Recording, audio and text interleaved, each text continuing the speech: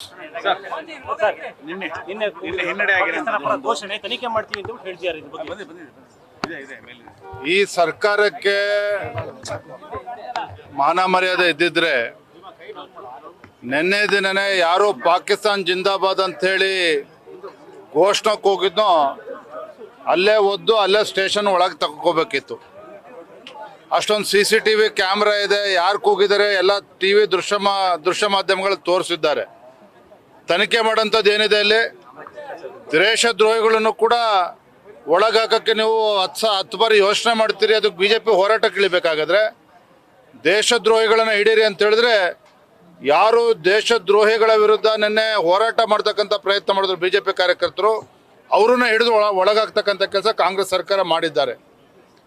ಬಹುಶಃ ನಾನು ಅನ್ಕೊಂಡಿರಾಗ ಇತ್ತೀಚಿನ ದಿನಗಳಲ್ಲಿ ಸರ್ಕಾರದ ನಡವಳಿಕೆಗಳನ್ನು ನೋಡಿದ್ರೆ 5ನೇ ಗ್ಯಾರಂಟಿ ಜೊತೆ 6ನೇ ಗ್ಯಾರಂಟಿನೂ ಕೂಡ ಜೋಡಿಸ್ಕೊಂಡಿದ್ದಾರೆ. ದೇಶದ್ರೋಹಿಗಳನ್ನ ರಕ್ಷಣೆ ಮಾಡ್ತಕ್ಕಂಥ ಒಂದು ಘೋಷಣೆ ಅವ್ರು ಮಾಡ್ದಂಗೆ ಕಾಣ್ತಾರೆ ಕಾಂಗ್ರೆಸ್ ಪಕ್ಷದವರು. ಅಂದರೆ ಈ ರೀತಿ ನಡವಳಿಕೆ ರಾಜ್ಯ ಸರ್ಕಾರದ್ದು, ಮತ್ತು ಅದನ್ನ ತಪ್ಪಿತಸ್ಥರನ್ನ ಇವರು ನಿರಪರಾಧಿ ಅನ್ನೋ ರೀತಿಯಲ್ಲಿ ಹೇಳ್ತಕ್ಕಂಥದ್ದು ನಿಜವಾಗ್ಲೂ ಕೂಡ ಖಂಡನೀಯ. ಭಾರತೀಯ ಜನತಾ ಪಾರ್ಟಿ ಹಾಗಾಗಿ ನಿನ್ನೆ ದಿನನೇ ತತ್ಕ್ಷಣ ನಮ್ಮ ಶಾಸಕರು ಎಲ್ಲರೂ ಸೇರಿ ಇವತ್ತು ನಿನ್ನೆ ದಿನ ಪೊಲೀಸ್ ಸ್ಟೇಷನ್ಗೆ ಹೋಗಿರ್ತಕ್ಕಂಥದ್ದು, ನಮ್ಮ ಕಾರ್ಯಕರ್ತರು ಕೂಡ ಹೋರಾಟಕ್ಕೆ ಇಳಿದಿರ್ತಕ್ಕಂಥದ್ದು.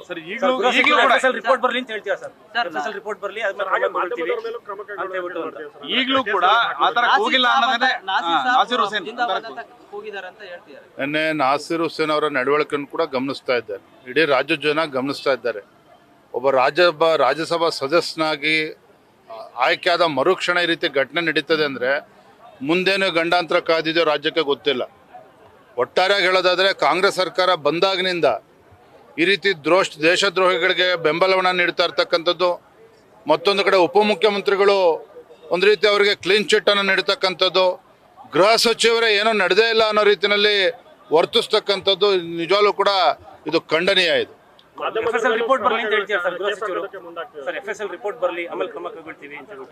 ಅದನ್ನೇ ಹೇಳ್ತಾ ಇರ್ತಕ್ಕಂಥ ನೋಡಿ, ಇವತ್ತು ಪ್ರಜಾಪ್ರಭುತ್ವದ 4ನೇ ಅಂಗ ಇವತ್ತು ಮಾಧ್ಯಮ, ಪತ್ರಿಕಾ ಹಾಗೂ ಮಾಧ್ಯಮ ರಂಗ, ಅವರ ಮೇಲೂ ಕೂಡ ದಬ್ಬಾಳಿಕೆ ಮಾಡ್ತಕ್ಕಂಥದ್ದು, ಈ ರೀತಿ ಅವ್ರ ಮೇಲೇನೋ ಕ್ರಮವನ್ನು ಕೈಗೊಳ್ತೇನೆ ಅಂತ ಹೇಳ್ತಕ್ಕಂಥದ್ದು, ಈ ರೀತಿ ನಡವಳಿಕೆ ಇದೆಯಲ್ಲ, ಇದು ನಿಜವಾಗ್ಲೂ ಕೂಡ ಒಂದು ಪ್ರಜಾಪ್ರಭುತ್ವ ವಿರೋಧಿ ನಡವಳಿಕೆ ಇದೆ.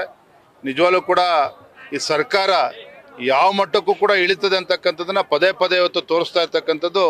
ಎಲ್ಲೋ ಒಂದ್ ಕಡೆ ರಾಜ್ಯದ ಜನರು ಇವತ್ತು ತಲೆ ತಗ್ಗಿಸ್ತಕ್ಕಂಥ ಒಂದು ವಾತಾವರಣ ನಿರ್ಮಾಣ ಆಗಿದೆ. ನಿನ್ನೆ ಚಿತ್ರನಟ ಪ್ರಕಾಶ್ ಅವರು ಮಂಗಳೂರಿನಲ್ಲಿ ಪ್ರಧಾನಿ ಬಗ್ಗೆ ಮಾತಾಡಿರುವಂಥದ್ದು ಲಘುವಾಗಿ, ಅಂದ್ರೆ ಎಲ್ಲರಿಗೂ ನಾಟಕ ಮಾಡ್ಕೊಂಡು ಮತ್ತೆ ಹೊಸದಾಗಿ ಈಗ ಮಾಡ್ಕೊಳ್ತಾರೆ.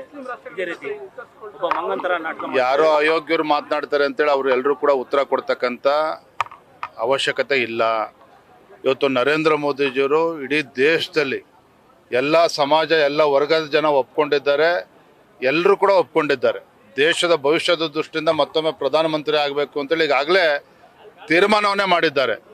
ಎಲ್ಲಿಯವರೆಗೂ ಅಂತ ಹೇಳಿದ್ರೆ, ಕಾಂಗ್ರೆಸ್ ಪಕ್ಷದ ಅಧ್ಯಕ್ಷ ಖರ್ಗೆ ಅವರು ಲೋಕಸಭೆಯಲ್ಲಿ ಹೇಳ್ತಾರೆ 400ಕ್ಕೂ ಹೆಚ್ಚು ಸ್ಥಾನಗಳನ್ನು BJP ಗೆಲ್ತದೆ, ಮೋದಿ ಪ್ರಧಾನಮಂತ್ರಿ ಆಗ್ತಾರೆ ಅಂತೇಳಿ ಸ್ವತಃ ಮಲ್ಲಿಕಾರ್ಜುನ್ ಖರ್ಗೆ ಅವರೇ ಲೋಕಸಭೆಯಲ್ಲಿ ಹೇಳಿದ್ದಾರೆ.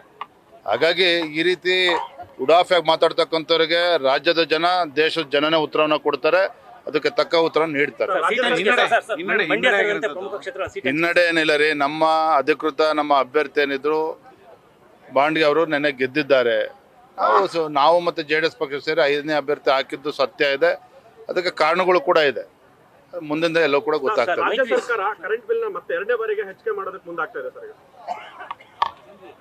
ರೈತರ ಪರವಾಗಿರ್ತಕ್ಕಂಥ ಸರ್ಕಾರ, ಬಡವರ ಪರವಾಗಿರ್ತಕ್ಕಂಥ ಸರ್ಕಾರ, ನುಡಿದಂತೆ ನಡೆದಿದ್ದೇವೆ ಅಂತೇಳಿ ಬಾರಿ ಕೊಚ್ಕೊಳ್ತಕ್ಕಂಥ ಸರ್ಕಾರ ಅಧಿಕಾರಕ್ಕೆ ಬಂದಾಗಿನಿಂದ ಇಲ್ಲಿವರೆಗೂ ಸಹ ಇವರ ನಡೆಗಳು ಎಲ್ಲವೂ ಸಹ ರೈತ ವಿರೋಧಿ, ಬಡವರ ವಿರೋಧಿ, ದಲಿತ ವಿರೋಧಿ ನಡವಳಿಕೆಗಳಿದ್ದಾವೆ. ಇವತ್ತು ವಿದ್ಯುತ್ ವಿಚಾರದಲ್ಲಿ ಯಾವ ರೀತಿ ರೈತರು ಟ್ರಾನ್ಸ್ಫಾರ್ಮರ್ ಅವ್ರು ಹೊಲಕ್ಕೆ ಹಾಕೋಬೇಕು ಅಂತೇಳಿ 2.5 3 ಲಕ್ಷ ರೂಪಾಯಿ ಖರ್ಚಾಗಬೇಕಾಗ್ತದೆ. BJP ಸರ್ಕಾರದಾಗ 25,000 ರೂಪಾಯಿ ಕಟ್ಟಿದ್ರೆ ಸಾಕಿತ್ತು, ರೈತರು ಹೊಲಕ್ಕೆ ಇವತ್ತು ಟ್ರಾನ್ಸ್ಫಾರ್ಮರ್ ಬಂದು ಅಧಿಕಾರಿಗಳು ಹಾಕ್ತಾ ಇದ್ರು, ಅದನ್ನು 3 ಲಕ್ಷ ರೂಪಾಯಿ ಆಗಿದೆ. ವಿದ್ಯುತ್ ವಿಚಾರದಲ್ಲಿ ಒಂದು ಕಡೆ ಉಚಿತ ವಿದ್ಯುತ್ ಅಂತ ಹೇಳ್ತಾರೆ, ಪದೇ ಇವತ್ತು ವಿದ್ಯುತ್ ದರ ಜಾಸ್ತಿ ಆಗ್ತಾ ಇರ್ತಕ್ಕಂಥದ್ದು.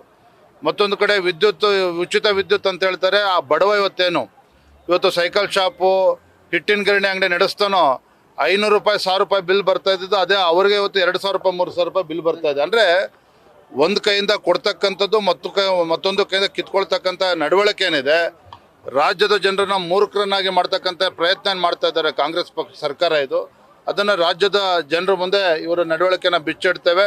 ಇವರ ಮತ್ತೊಂದು ಮುಖವನ್ನು ಏನು ಅಂತೇಳಿ ಇವರ ಬಣ್ಣವನ್ನು ಬಯಲು ಮಾಡ್ತೇವೆ. ಸೋಮಶೇಖರ್ ಮತ್ತು ಹೆಬ್ಬಾರರ ನಡೆ ಅದಕ್ಕೆ ಕ್ರಮ ಏನು ಸರ್?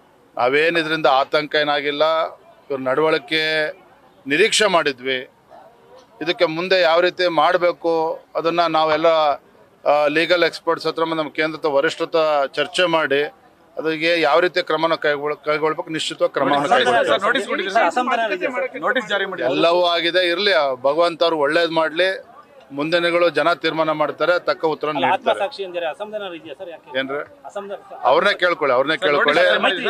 ಎಲ್ಲವೂ ಕೂಡ ಈಗಾಗಲೇ ವರಿಷ್ಠನ ಸಂಪರ್ಕದಲ್ಲಿದ್ದೇವೆ. ಏನ್ ಕ್ರಮವನ್ನ ಕೈಗೊಳ್ಬೇಕು ಕ್ರಮ ಎಲ್ಲ ಚರ್ಚೆ ನಡೀತದಪ್ಪ. ಮುಂದಿನ ವಾರದಲ್ಲಿ ಎಲ್ಲವೂ ಕೂಡ ಅಂತ ಎಲ್ಲ ಬಿಜೆಪಿ ಮತ್ತು JDS ಮೇಲೆ ಚರ್ಚೆ ಆಗಿ ಯಾವ ಕ್ಷೇತ್ರ ಏನೋ ತೀರ್ಮಾನ ಆಗ್ತದೆ. Thank you. ನ್ಯೂಸ್ ಫಸ್ಟ್ ನಿರ್ಭೀತಿಯಿಂದ ನಿಮ್ಮ ಪರವಾಗಿ.